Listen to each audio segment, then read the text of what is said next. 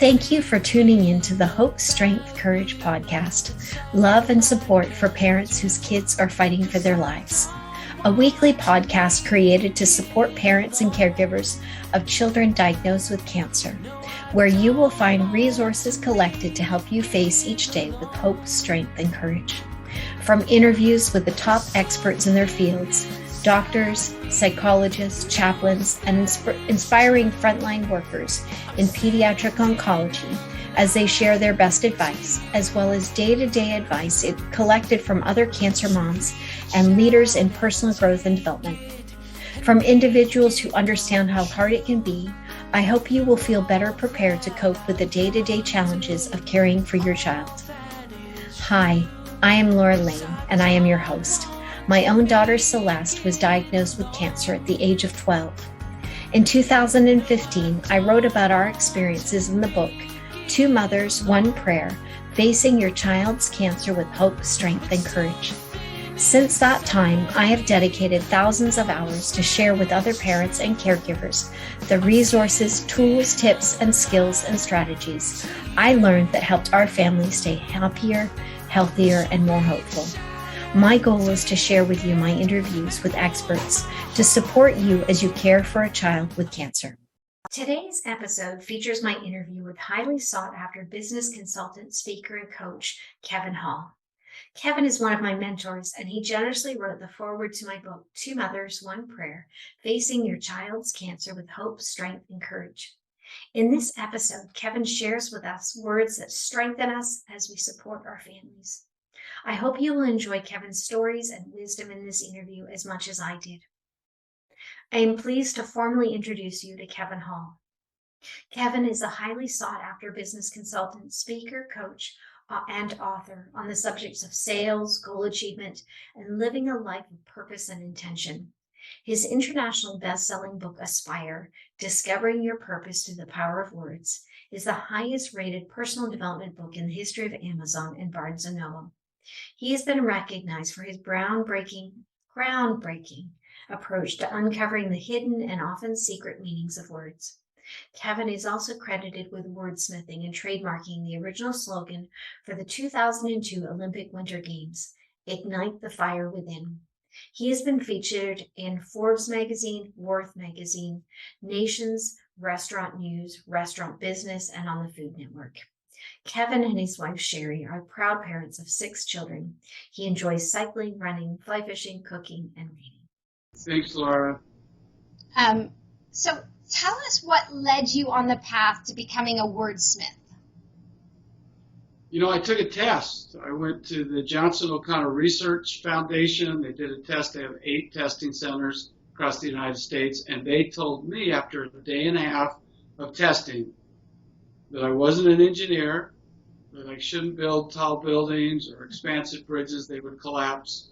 They tested me for tweezer dexterity. I did my very best, and they said out of the hundreds of thousands, nearly 1 million people that they tested, I was in the bottom 1/10 of 1/100 of 1%, which means I don't have tweezer dexterity. So if I was your brain surgeon, good things aren't going to happen. But then they gave me a test. They gave me a piece of paper. They gave me a piece of paper like this, and they wrote a word on it. And they said, write as much as you can write. This was a 3-minute test. And I filled up that side, filled up the other side of the page. They brought me another paper. 4, 5.5 papers later, they said, of all the people we've tested, you tested out at the very top for a thing called ideaphoria. It was the ability to create words and thoughts around a single word. And then they said, you'll never be fulfilled. You should write, you should speak, you should market, sell. I had done that most of my career at Franklin and other areas, but they said, you'll never be happy until you write. And then I hid from that what I call a calling. It's a calling, not a shouting. It will call at you until you do it. You know, having done your book, you know how hard that is to get that out, because when you write a book, then people tell you if they like it or not. So that's why most writers write, but they don't have it written. So that's what I did. I jumped into that book, and it's changed my life. It's an incredible book. I love the paragraph from the description of your keynote presentations, and I'm going to read it. You will discover and understand that words contain intrinsic power, a force capable of lighting one's path and hope for horizons. Used correctly, words are the first building blocks for success and inner peace. They provide the vision and focus and show the way to growth and contribution. Used incorrectly, they are capable of undermining even the best of intentions. There is a language of success and language of distress. There is a language of progress and a language of regress. Words sell and words repel. Words lead and words impede. Words heal and words kill. What is it that makes words so powerful? Well, you've heard me say this as we've worked together. You know, every thought you think and every word you speak, it creates your future. If you act on what you think and what you say, and we usually do. So just think of that. Every thought that I think, as a man thinketh, as a woman thinketh, so is he or she. And then when we express that word, it really becomes a self-fulfilling prophecy. If I say, oh, I'm so busy, there's not enough time, I wish I weren't so busy, well, that becomes a self-fulfilling prophecy. Maybe in the future you won't be busy. Maybe people don't want your services. Maybe you know, be careful what you ask for, you might get it. But if you say instead, oh, I'm blessed, right?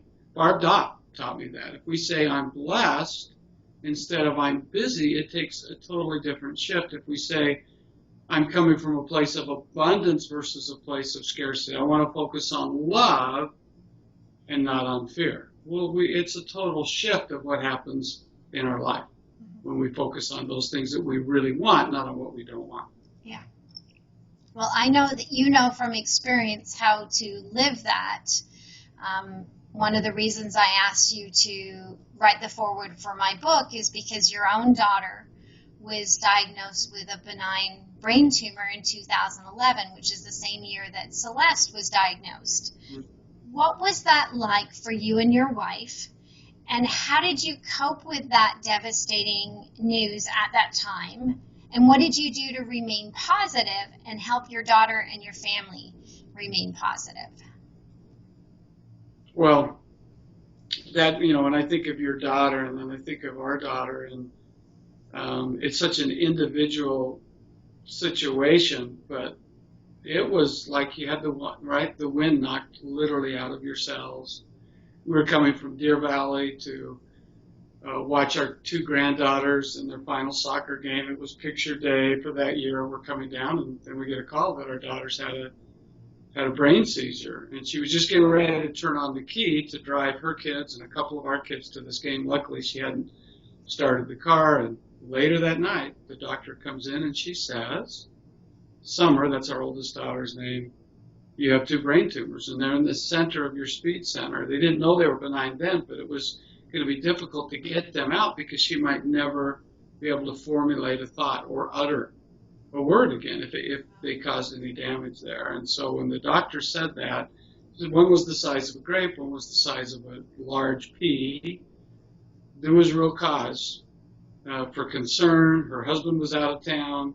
So I slept in the hospital that night. So anyone that's gone through this, you, others, I have a new sense of understanding to a degree because we were fortunate the way things turned out, but a new sense of empathy.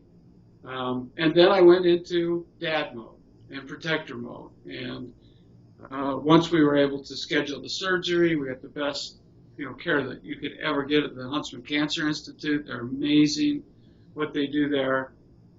But when people came in to visit our daughter, and I would say this for anyone in your community, Laura, that it's important that they're positive, they're upbeat, because sometimes they're emotional. They want to share all of their concerns. And you've heard me say this, we would meet people at the door. We'd post somebody at the door and say, are you coming to see Summer today? Yes. Are you in a good frame of mind? Can you be positive? Can you be upbeat? And if they weren't, we would say it's probably not the right day to see Summer, because you can't have a negative thought and a positive thought in your mind at the same time. And we wanted positivity. It's real, and you're going through something devastating, so you can't add to that. And so we were fortunate that when people came in to visit our daughter, they didn't come to share problems, concerns, breakdown, and tears. They came to affirm her, to encourage her. To encourage is to add to somebody's heart. Core, so you are his heart. So he said, will you breathe life into her, or will you add to her heart when you come in? And I think that went a long ways for her being able to recover. And also, having just returned from Vienna, I spent some time with Victor Frankl and his family, the Man's Search for Meaning author. It was important that she knew that her family loved her and that there was something for her to look forward to. And she said, when they cut your skull open, no matter how much pain medication they give you, they can't relieve the swelling. I mean, you've been through this, you can't relieve that. But for her to hold her little son Miles, I was just with him 2 days ago. He's now 7. He would have been 3 years old then. And she said that she could just hold Miles, and that gave her a reason to go. And it gave her pain on a scale of 1 to 10 was about a 9.5. If that was near death, she just would hold Miles, and it would help her get through. I will tell you this, one of the most poignant things I've ever experienced, the day before that surgery, the family gathered, we had prayers, blessings, expressed our words to each other, and then we went to the hospital, and you wait, right? You wait and wait and wait. It's that wait. That wait, and you all know, you can't change that wait. We came back to her home that night, and obviously she was in the hospital for a long time to recover, but she'd written a note to each of her 3 children, just in case she couldn't utter another, just in case they hit the speech center and something went awry. And she wanted them to know what their gifts were. She wanted them to know how much she loved them. She wasn't saying, I'm not going to be able to speak to you anymore. But that was life-changing for me, to see a loving mother, as you are, with your daughter and your son, everything that you go through. And, sometimes your prayers get answered, and sometimes they get answered in a different way. Just the courage to go through that. So, yeah, we do share. I haven't been down that exact same path as you have, but I'll never be the same, having witnessed her. But I'm grateful for the care, what's out there now. And, I lost my mother to cancer. And in some ways, as difficult as cancer is, it can be very loving. You say, well, how could cancer be loving? With my mother, it gave us a chance to say goodbye, right? It gave us a chance to say the things that we had maybe left unsaid. Yeah. It wasn't like just this heart attack and she was gone, and she died way too young. But I was able to have her live at our home before hospice came in, and just let her know how much we loved her. Yeah, that's wonderful. What words do you suggest to parents that they should focus on or avoid while they are supporting their child through their diagnosis? Boy, that's a good question. Like, what word or words, right? Well, I know as a friend, you know this, as a friend or a family member, what you don't want to say is, how can I help, right?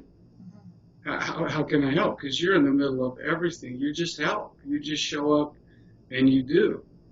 So I'll share a couple of words that bring that to mind. Passion.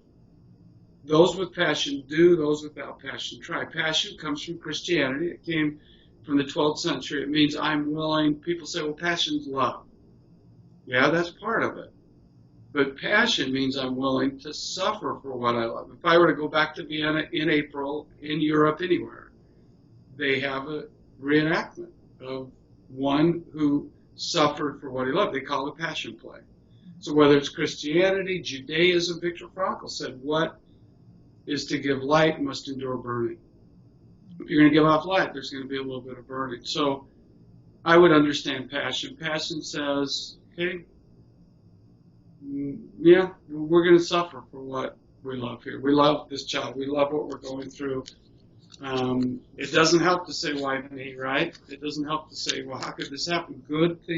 Bad things happen to good people all the time.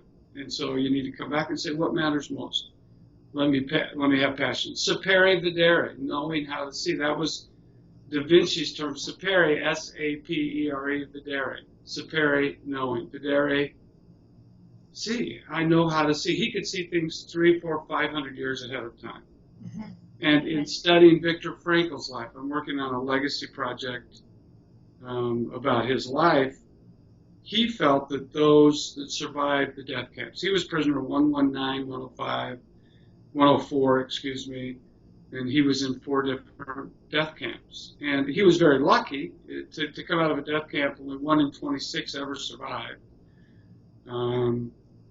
But he attributed that to being forward thinking, to saying, what can I look forward to? So the other thing for parents is what's ahead, right? Create positive things ahead for you in your life, just like you've done. You know, with your speaking career, your writing career, you've done some remarkable things as a result of what's happened. And I think of Victor's words, everything he meant, a man or a woman, everything to be taken from a man, but the last of the human freedoms, the ability to choose one's attitude in any set of circumstances, the ability to choose one's own way. So probably the biggest word, and you know what it is, because you're part of our global greats, it's Genshai. G-E-N-S-H-A-I. And that word is like the Western word charity, but maybe even a little deeper, if there could be anything deeper than charity. It comes from India, it comes from their sacred writ, and it means you would never treat another person in a manner that would make them feel small. You don't do it to somebody else, you don't let somebody do it to you, and above all, you don't do it to yourself. So that's something that I would focus on, is practicing Genshai, because you don't see the world as it is, you see the world as you see yourself. And I use affirmations, right? Our mind isn't here to make us happy or healthy or wealthy. It's here to keep us alive and to avoid things that are painful. So that's why we use those affirmations. And you know the 5 affirmations that I share when I'm coaching somebody or group coach. I'm not going to put you on the spot. But thank you. I'm like, I do know them. I'd have to take a minute to think of them through. Yeah, you know them, but I'll just share them. You get a negative thought, and you say, I'm worthy. Right? I'm worthy. I'm worthy of achieving the things I want to achieve. I'm capable and grateful. Gratitude. That's a huge word going through this. Just be grateful for those that come and visit, those that provide the health care. Grateful that we have the technology that we have. Grateful for the time, however long and short it might be with our loved one. I'm capable and grateful. Gratitude comes from grace, and grace means divine gift. So express your gifts. Serve others with your gifts. We love those we serve. So when you start serving, the pain, it doesn't totally go away, but it's painfully sweet. I forgive. I forgive who? Myself and others. I forgive myself, and I forgive what's happening here. So you can use the past as a hitching post, or you can use it as a guidepost. I'd rather use it as a guidepost and not relive those painful things. And then to say, I'm abundant. Abundance is our birthright. What comes after one wave?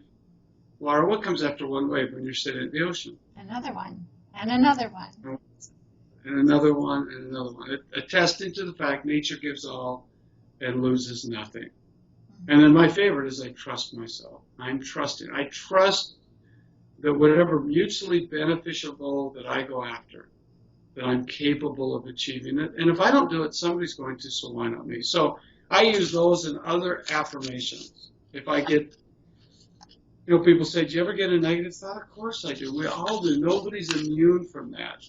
But that's why we need to reprogram our minds. And we do it with words and get very intentional about those. And one other thing would be intention. The word intention comes from tent. Think of the middle of a tent. You take out a tent, a piece of fabric, and you stake it. You claim your ground and you stretch it, and then you put it up and it becomes much bigger. So you get very intentional about what you want in your life, who you want in your life, who you can serve, who you can love. So we could do 100 words, but passion, vision, superior videre.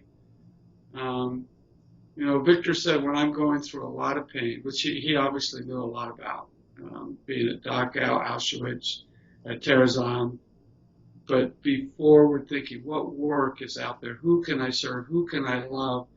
That kept him going, and it kept him alive. When you were mentioning the five, and you said forgiveness, I know that for myself, something I only just learned this week about forgiveness, that there are times when people, it's not just people have done things to us, but sometimes people fail to be there for us. And we need to forgive that too. That we may have expectations about what we want people to do, how we want them to help us through difficult times, and they're not there for us.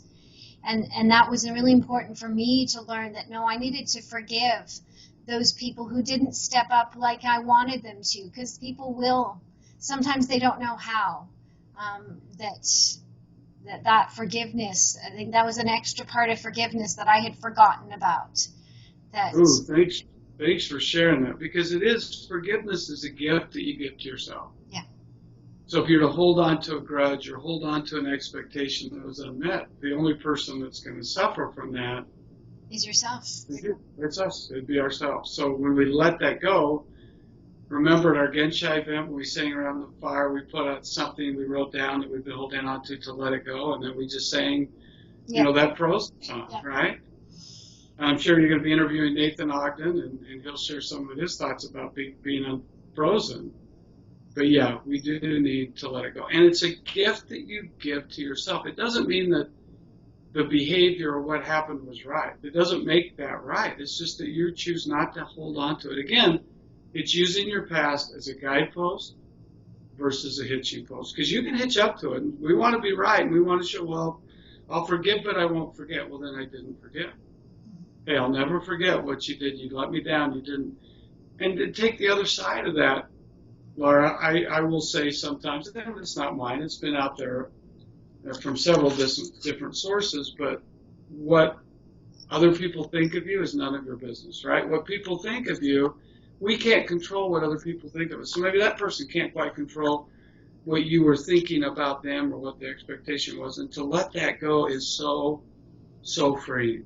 Yeah. And it's something we're going to do for the rest of our life. It's part of a relationship. It's part of being in a civilized society when we interact with people. And just let it go. And it's very freeing to let go of maybe what people's expectations are for you, right? If somebody isn't happy with you and maybe you haven't done a thing, well, what they think of you, it's none of your business. You just let it go and you go focus on what you need to do. And that's a way of letting those things go.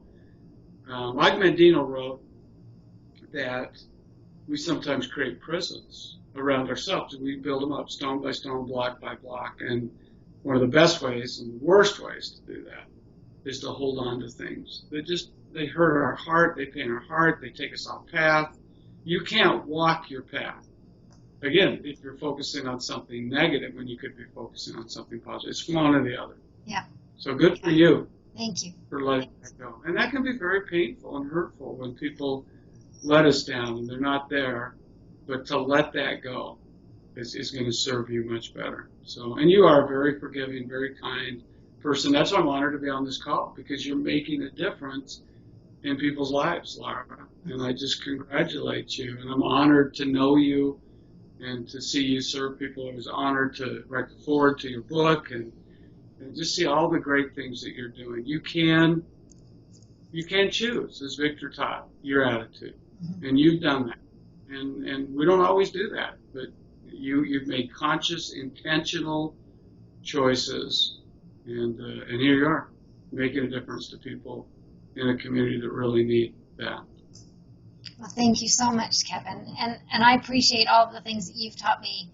And I would like to share you with our audience. And if you could let us know what website we can direct the audience to so they can learn about you, about your work, about your book, where they can order your book? Where would be the best place for them to go? Well, you should be able to get my book, hopefully, in Amazon. Go to Amazon, you go to Barnes & Noble. If your local bookstore doesn't have it, tell them to carry it, and they'll get it in for you. You can get me on social media, and I'm getting back on there. It got so intense, I kind of stepped away, but you can go to Kevin Hall Like, that's my like page, or Kevin Hall Aspire is my personal page, hence the name of my book. Facebook, you can contact me there, and then powerofwords.com.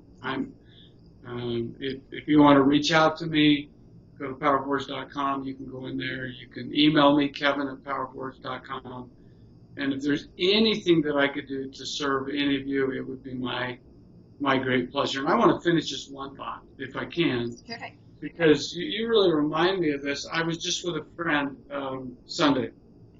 I had a dear friend who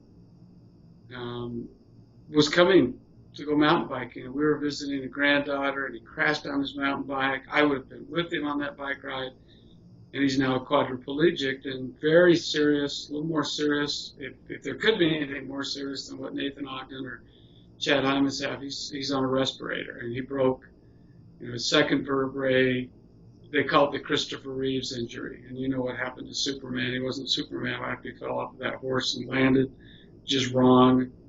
Well, that happened to Dana, and his name is Dana Harrison. We biked thousands of miles together. One of my best friends in the whole world. And we spent 3 hours together Sunday. We watched the final stage of the Tour de France, and we laughed, and he's been able to control his breathing. He speaks by exhaling, and he talked for almost 3 hours. It was remarkable. Mm-hmm. And so I just want to share a paraphrase, again, having been in Vienna the last several weeks. I just got home Sunday night. He said this, and I'm paraphrasing his words, but when you're no longer able to change the situation, you're then challenged to change yourself. And you know those words because you've lived them. Dana knows those words because he's living them. We all, to some degree, are going to have challenges. I don't think, they're all different. They're all personal. But you can't compare, right? You can't compare your challenge with somebody else's. We can't start trading now. But there's a point sometimes we say, well, how can this has happened to me? I was doing a coaching call with a private client of mine earlier, and he said, I hate that this is the case, and I hate that this is here. And I said, it just is. What is, it is. And you can't change what is. The only thing you can change is yourself. And I want to just, again, congratulate you. You've got so much ahead, Laura. You are making a difference in so many lives. And if there's any way you need me again, I'll be here. If there's anything I can do for anybody in your community, that would be my great pleasure, because my dream is to help people realize their dreams. My goal is to help people realize their goals. And that's what gets me out of bed every morning. Well, thank you. And then being able to know people like you that go out and serve and make a difference and make the most. You can take this adversity and you can say, okay, what's happened to me? I'm in a pit. Here I was, and now I've just been knocked down. My whole world's fallen around me. You can look at it that way, and that's very understandable. Or you can say, I'm going to harness this adversity, and it's going to become a new launching pad. Mm-hmm. And now I'm going to be standing on higher ground because of my attitude. So I just congratulate you for doing that, and I hope that maybe today I've just shared one thought or idea or principle that can help someone. And again, if I can help you in any way, Lauren knows how to get hold of me. I'd love to finish this off with a quote from your book, which is my favorite quote, and it ties in with what you were just saying a moment ago about adversity. And it's a quote that you put in your book from Dave Blanchard from the Augmandina Group, and he says, our character has been forged in the furnace of adversity. We know what pain feels like. We cannot change the past. However, we can choose to use these reference points as a rich resource. to assist us in better understanding and connecting with people. When we use our life experiences in the service of others, we finally find purpose in our suffering, joy in our journey, and much needed healing in our souls. And I am so grateful that you included that quote in your book. I have used it countless times, shared that with people, and it helped me to realize that no, we can find purpose in our suffering and joy in our journey and healing in our own souls for the things that we experience, that when we help others because of the things that we've been through, it makes a huge difference. And thank you, Kevin. Thank you, Laura. I think the world of you. It's just exciting to watch you go out and make a difference. And again, anything I can do for you or anybody in your community, you let me know and it'll be done. So thank you for taking the time today. Thank you. What impressed me most about my interview with Kevin is his brilliant storytelling and wisdom that he shares throughout the interview. I could listen to Kevin for hours. In fact, I have listened to Kevin for hours as he mentored me for a number of years. I'm grateful that he talked about passion and our willingness to suffer for what we love. And just like Dr. Setton in our previous episode, he talks about Victor Frankl and most importantly, Genshai. Never treat another person in a manner that would make them feel small. To learn more about Kevin and his book Aspire, please visit his website at foreword.com. Please join me next week for part 1 of my interview with NLP practitioners Jackie Nagy and Ed Olvera as we discuss how to use NLP and breathing to manage daily stress. Before we end our show today, we have one last segment. Over the last few years, I have asked other cancer moms what advice they wish they had known when their child was first diagnosed. I compiled that information and will be sharing their advice each week. When you can download the top 101 piece of advice that I put together as a mini ebook at twomothers1prayer.com. Today's advice comes from Tammy. Tammy writes, ask for help and don't be shy and get a family member or friend to coordinate. People will often happily drop off meals or grocery shop for you. And tell people that while you appreciate that they care, you will not necessarily be responding personally because you are exhausted and focused on taking care of your kid and family. That's great advice, Tammy. Setting boundaries while accepting help. Thanks for sharing that. If you have advice you have learned along the way that you wish someone had told you weeks, months, or years earlier, I invite you to fill out the contact form on our website, twomothers1prayer.com. I will be sharing your advice with our listeners on future shows. Thank you for taking the time out of your busy schedule today to listen to the Hope.Strength.Courage podcast. I look forward to sharing more experts and advice with you again next Wednesday. Please remember to take a minute to subscribe to the show. Thanks also need to go out to our Hope.Strength.Courage production team, which consists of my wonderful assistant Tracy Ogilvie McDonald, Andrew Braun at Braun Audio and Audio Team, music by Chris Anthony, social media support by Marie Constantino, and graphic design by Amy Hosmer. To learn more about myself, Laura Lane, and to order my book, please visit lauralane.ca.